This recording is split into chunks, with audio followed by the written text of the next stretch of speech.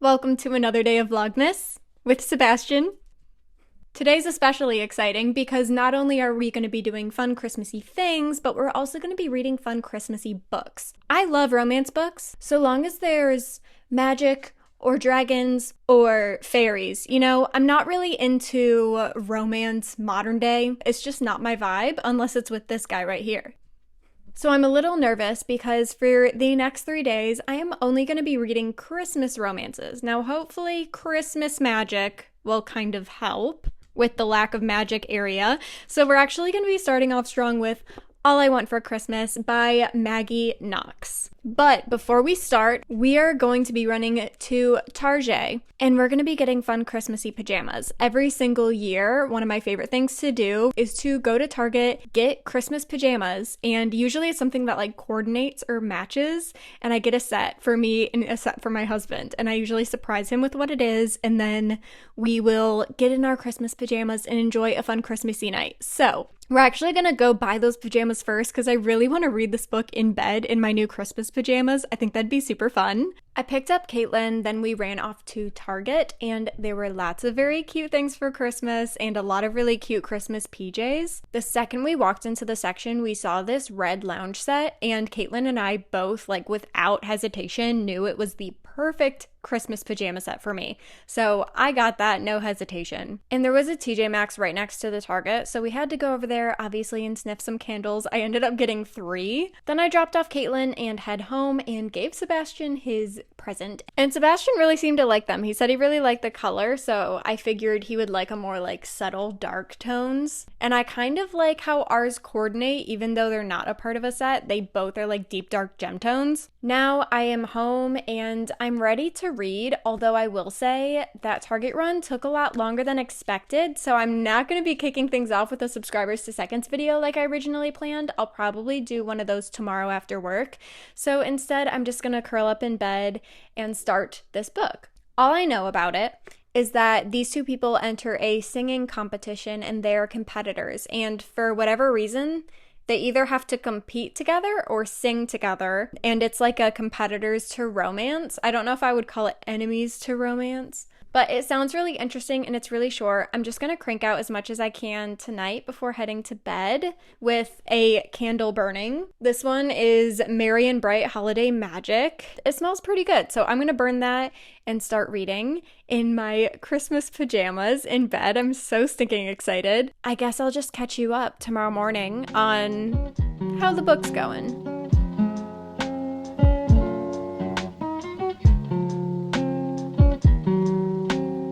Officially at the 133 page mark, which is just under halfway. I wasn't planning to read that far. We can chat now, and I guess we'll chat again when I finish the book. But as of right now, this book is quite bad. But all the things that I was excited about for this book are non-existent. For example, they're both competing separately in this country music singing competition, and off the bat, they are paired together to sing a duet. I was expecting they didn't like each other, but then throughout rehearsals, we get to see them get to know each other more, fall in love with each other's singing styles. Like, that's kind of what I was looking for, like a musical love story. But instead, what we got was a chapter from both of their perspectives of going into this competition and getting paired up together, and then a time jump to them singing together. So we didn't get any musical rehearsals of them getting to know each other, and then you could almost assume they didn't even have a single rehearsal because they didn't even act like they knew each other any better. But then miraculously, the performance goes viral because of their amazing chemistry. What chemistry? Then on top of that, there's zero stakes. It's kind of funny. The scenario or the big plot twist that we find ourselves in a couple chapters into the book, they're acting as if it's the only option. Like, hate to break it to you, but this is just the way things are going to have to be. And I'm just like, no, there were about 5 or 6 different other options before jumping to this very extreme option. Is this by any chance good literature? Not in the slightest. I even went into this book expecting Hallmark, and I was expecting this book to not be good, but I wasn't expecting it to be this bad. Also, something about these characters just isn't translating for me. Like, the characters describe themselves one way, but then they act a different way. and then they talk another way. I did find out later that Maggie Knox is a pseudonym for two authors who are writing the book together.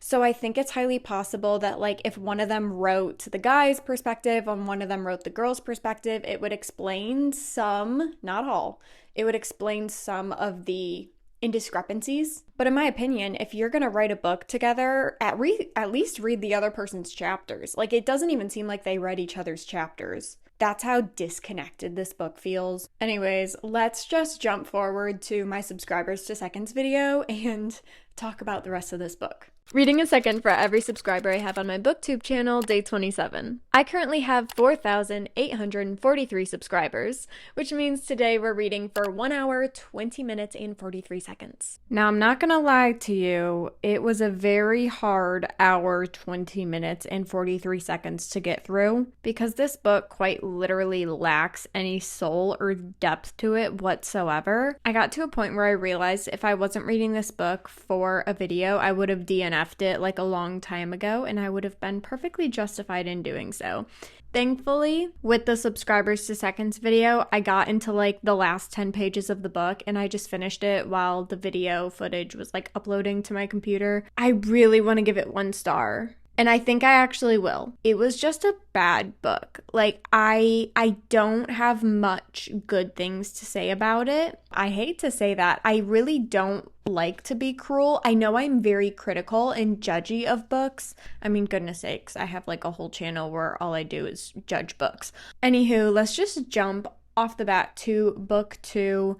Thankfully, this one's crazy super short, so even if it's not that great and I'm just like the Grinch and hate Christmas romances, at least I will be able to finish it in like 2 hours. You Make It Feel Like Christmas by Toni Shiloh. This book is about a girl who's going into the holidays single, and I believe she has to go to like her ex's wedding or something crazy like that. But at Thanksgiving, she like meets a guy. That's all I know. That's not really much. On the ebook, it's 185 pages. I like how short that is after the last book. I feel like I need something light, fluffy, and fun after that. Honestly, I am the Grinch. I think I am.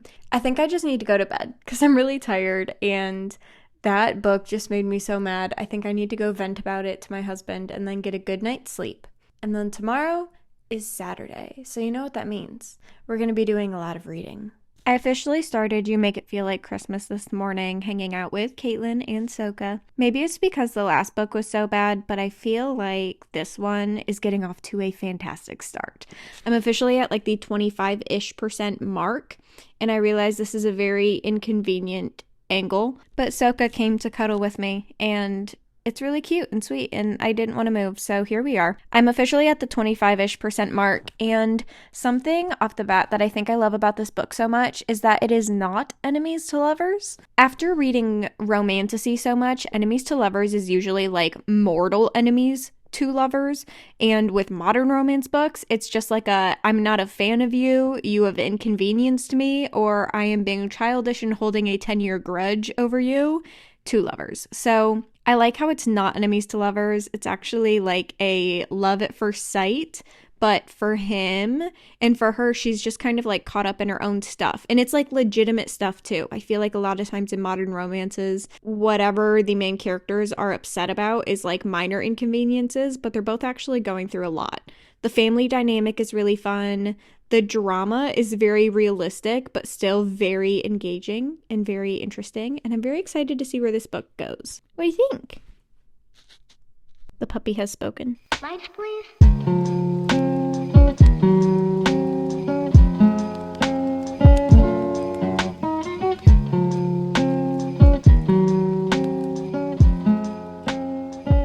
Unfortunately, this book did get off to a really good, strong start, but then every single chapter after the 25% mark got us closer and closer to one of the cringiest, hallmarky plot lines I've ever experienced. It's not as bad as the first book, but it definitely was not good by the end. I will say the relationship was extremely realistic, and I did enjoy that aspect to it, although I don't necessarily love how their story ended per se. I don't really have much to say about this one. I think I'm going to say 2 stars because it wasn't horrible. It just wasn't very good necessarily.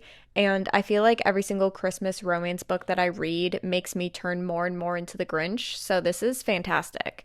I'm excited to announce the next book though, which is Royal Holiday. The reason why I'm excited for this one, even though Christmas romances is proving not to be a very good genre for me, I'm excited because this one is actually like European royalty. It's also a Christmas romance. And I do love me some royal plot lines. I love some royal drama. I was really into The Crown. This will probably be nothing like that, but I'm hoping it's going to channel at least some of similar vibes. I'm probably going to kick this one off with a subscribers to seconds.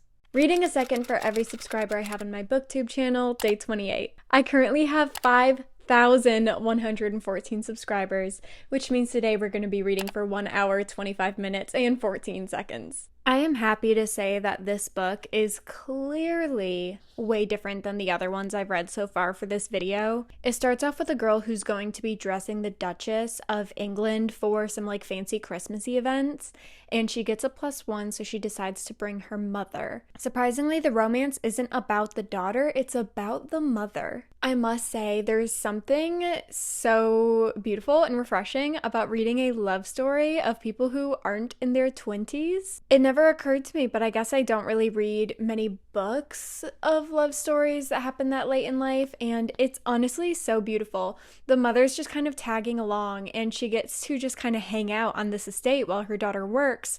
And naturally, there's a man who works very high up in the staff who is very handsome, very charming, and is everything right about European chivalry. I'm absolutely loving it, and I think one of the biggest reasons that I love it, and if you have been around, you know that one of my biggest pet peeves with modern romances is people just being super immature. Something I love is that these people are so mature. Mind you, there's still issues with the relationship. It's still very realistic, but maturity doesn't mean lack of conflict. It just means that conflict is handled in a better way. There have been multiple things that have happened in this book where if it was any other like modern romance book, I would have expected them to be like absolutely devastated and over the top dramatic about it. But because they're adults, they're like, you know what? It's fine. Mistakes happen. Like, I love that. I love that. It's so beautiful. It's so fun. I feel like it still has that kind of hallmarky element to it, but that I would actually be interested in watching if this was a movie. With that subscribers to seconds video, I did get to page 100 and, let me check, 70. So I have a little under 130 pages left. I'll probably read them in a little bit over an hour just because there's not many words per page. So I'm actually reading this fairly quickly. I really hope that this book stays good. I know for the other ones, the second one especially, I really like the first half, but then the second half, it just was like, where'd the magic go, you know? I'm really hoping that's not the case with this one because I'm really loving it and I just want my lovey-dovey happy ending. And maybe I'm going to be less of a Grinch. Maybe my heart is going to grow 10 times the size on this day. I'm very pumped. I'm very excited. So let's just keep reading and hopefully this will be like a 4-star read. It's too tacky for me to want to give it 5 stars, but I'm thoroughly enjoying it. So this very well could be a 4-star read.